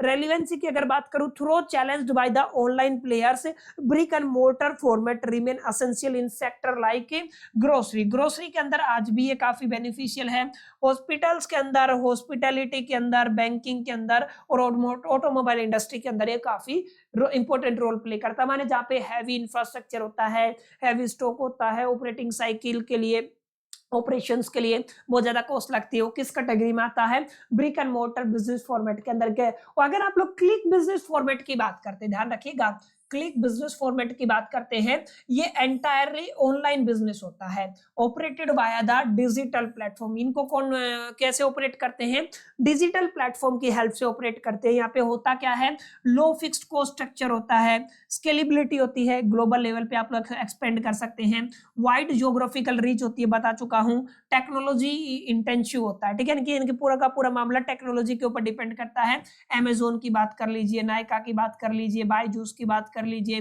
फ्लिपकार्ट की बात कर लीजिए, ये तमाम किसके एग्जांपल है, क्लिक बिजनेस फॉर्मेट। क्लिक का मतलब जो एंटायरली ऑनलाइन ऑपरेट होते हैं, ठीक है ना। इसके अलावा दोनों को कंबाइन कर दे हैं, click and brick business format, माने जहां पर आपको डिजिटल भी दिखेगा और फिजिकल भी दिखेगा, ठीक है ना। जैसे आप लोग रिलायंस रिटेल की बात कर सकते हैं, जैसे आप लोग टाटा क्लिक की बात कर सकते हैं, क्रोमा की बात कर सकते हैं। एग्जांपल इसकी, इसके अंदर बेनिफिट क्या मिलता है, वाइड मार्केट कवरेज आपको मिल जाता है, online plus offline, enhance customer convenience होता है क्योंकि आप लोग जाके स्टोर पे विजिट भी कर सकते हैं, बेटर इन्वेंट्री यूटिलाइजेशन देखने को मिलता है, और ओमनी चैनल सिनर्जी आपको यहाँ पे देखने को मिलता है। तो कहीं ना कहीं देखिए, आपका ब्रिक एंड क्लिक यानी कि क्लिक का मतलब क्या हो गया, आपका ऑनलाइन हो गया, और जो ऑनलाइन और ऑफलाइन दोनों होते हैं, और इसका मतलब पूरा का पूरा कैसा होता है, ऑफलाइन बिजनेस, ठीक है।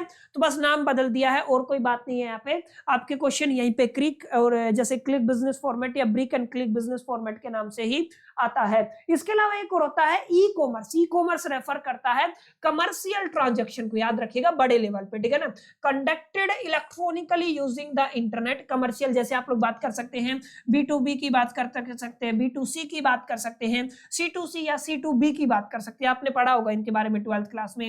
ई प्रोक्योरमेंट या ई रिटेलिंग की बात कर सकते हैं। यहाँ पे असल में बेनिफिट क्या होता है, लो ट्रांजैक्शन कॉस्ट लगता है, मार्केट एक्सपेंसिव होता है, 24/7 एक्सेसिबिलिटी होता है, रियल टाइम डेटा और एनालिटिक्स आप लोग चेक कर सकते हैं। चैलेंजेस क्या है, साइबर सिक्योरिटी का बड़ा चैलेंज होता है, कंपटीशन ज्यादा है, उसके बाद लास्ट माइल डिलीवरी इशू होता है, और रेगुलेटरी इश्यूज यहाँ पे देखने को मिलता है, यानी कि डेटा प्राइवेसी और टैक्सेशन, ये सब रेगुलेटरी इश्यूज आपको यहाँ पे देखने को मिलते हैं। इसके अलावा फ्रेंचाइजी, फ्रेंचाइजी का मतलब ऑलरेडी एक स्टेबलाइज्ड बिजनेस है, आप उसका नाम बेच रहे हैं, यानी कि आपने क्या किया, नाम बेच दिया, तो उसको क्या बोलेंगे, फ्रेंचाइजी मॉडल बोलेंगे, ऑब्वियस सी बात है, और उसके बदले में एक आपका रॉयल्टी फीस रहेगा, ठीक है ना। इसको आपको थोड़ा ध्यान में रखना है। अच्छा, कई बार क्या पूछ लिया जाता है, फ्रेंचाइजी के 4P को एक्सप्लेन करो। पहला P प्रोडक्ट होता है, दूसरा प्राइस होता है, तीसरा प्लेस होता है, चौथा प्रमोशन होता है, ठीक है। इसको आपको थोड़ा ध्यान में रखना है। उसके बाद टाइप ऑफ फ्रेंचाइजी में सबसे पहले प्रोडक्ट फ्रेंचाइजी आती है, जैसे आप लोग ऑटोमोबाइल डीलरशिप ले सकते हैं। मैन्युफैक्चरिंग फ्रेंचाइजी आती है, जैसे बोटलिंग प्लांट्स हो गया। बिजनेस फॉर्मेट फ्रेंचाइजी आ गई, जैसे मैकडोनल्ड, KFC हो गया। आप सर्विस फ्रेंचाइजी ले सकते हैं, कोचिंग सेंटर, सैलून वगैरह हो गए। ये सब किसके अंदर आते हैं, 4 कैटेगरी के अंदर आते हैं, टाइप ऑफ फ्रेंचाइजी के अंदर। अब फ्रेंचाइजी के अंदर क्या क्या बेनिफिट मिलते हैं, आपका बिजनेस रिस्क कम हो जाता है, क्योंकि ऑलरेडी जो आपने जिस नाम का फ्रेंचाइजी लिया होगा वो एक अच्छा रेपुटेशन रखता होगा, ठीक है ना, ब्रांड रेपुटेशन उसके पास होगी, ऑपरेटिंग सपोर्ट आपको मिलेगा, मार्केटिंग एंड एडवर्टाइजिंग बैकअप आपको मिलता है। अगर आप लोग डिसएडवांटेजेस की बात करते हैं तो कंटीन्यूअस रॉयल्टी बर्डन रहता है, लिमिटेड ऑटोनॉमी होता है, उसके बाद कॉन्ट्रैक्चुअल रेस्ट्रिक्शन भी होते हैं, आप जो कॉन्ट्रैक्ट बनाते हैं उसकी अपनी एक रेस्ट्रिक्शन होती है, और शुरू में आपको बहुत ज्यादा एक तरीके से इन्वेस्टमेंट करनी पड़ती है, अच्छा खासा पैसा पे करना पड़ता है फ्रेंचाइजी के लिए, आप सभी जानते हैं, ठीक है। एक कॉन्सेप्ट और है, that is called the outsourcing. Outsourcing को थोड़ा ध्यान से पढ़ते हैं, ध्यान दीजिएगा।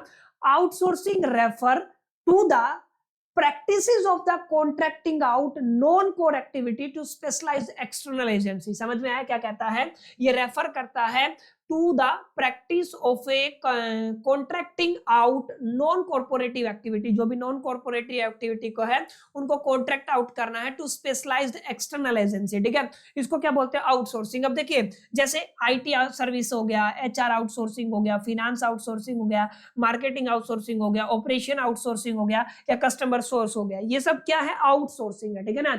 अब यहाँ पे देखेंगे नीड ऑफ आउटसोर्सिंग क्या है। अगर आप लोग कोर कॉम्पिटेंसी पे फोकस करना चाहते हैं, कोर्स को रिडक्शन करना चाहते हैं, एक्सेस करना चाहते हैं वर्ल्ड क्लास कैपेबिलिटीज को, फ्लेक्सिबिलिटी और स्केलेबिलिटी चाहते हैं, रिस्क शेयरिंग चाहते हैं, तो ये आपका आउटसोर्सिंग में ही मिलता है। ये कुछ एडवांटेजेस है, कुछ डिसएडवांटेजेस है, जिनको एक बार गो थ्रो कर लीजिएगा, आपका पेपर कंप्लीट हो जाएगा, आपका ये यूनिट कंप्लीट हो जाएगा। तो माय डियर फ्रेंड्स, ये एक छोटा सा लेक्चर था, बहुत कम टाइम में revision series, core max series, जहां पर आपको एक मोटा मोटा आइडिया लग गया होगा। पहली यूनिट के अंदर आपकी एक फाउंडेशन तैयार होगी, क्योंकि मोटा मोटा आपने याद कर लिया होगा, अब आपको समझने में भी आसानी रहेगी। तो अगर आपने एक बार ये स्कोर मैक्स सीरीज का अपना यूनिट 1 कंप्लीट कर लिया, इसके बाद एग्जैक्टली बहुत डिटेल में जाकर के, ये तो रिवीजन था तो हम बहुत फास्ट चले हैं, डिटेल में नहीं गए हैं। अब इसके बाद जो आपको वीडियो लेक्चर मिलेगा ना, वहां पे आपको वो सारे क्वेश्चन मिलेंगे जिनके अंदर से एज इट इज आपका पेपर फंसने वाला है। तो अगर आपने चैनल को सब्सक्राइब नहीं किया है तो सब्सक्राइब कर लीजिए, ताकि टाइम पे आपको वीडियो का नोटिफिकेशन मिल सके। उम्मीद करता हूँ वीडियो पसंद आया होगा। वीडियो पसंद है तो लाइक कर दीजिएगा, दोस्तों के साथ शेयर करना मत भूलिएगा। पहली दफा चैनल पे तो सब्सक्राइब करके बेल आइकन को जरूर प्रेस कर दीजिएगा। अगले पार्ट के अंदर मिलते हैं, जब तक के लिए तो all the best, lucky learning.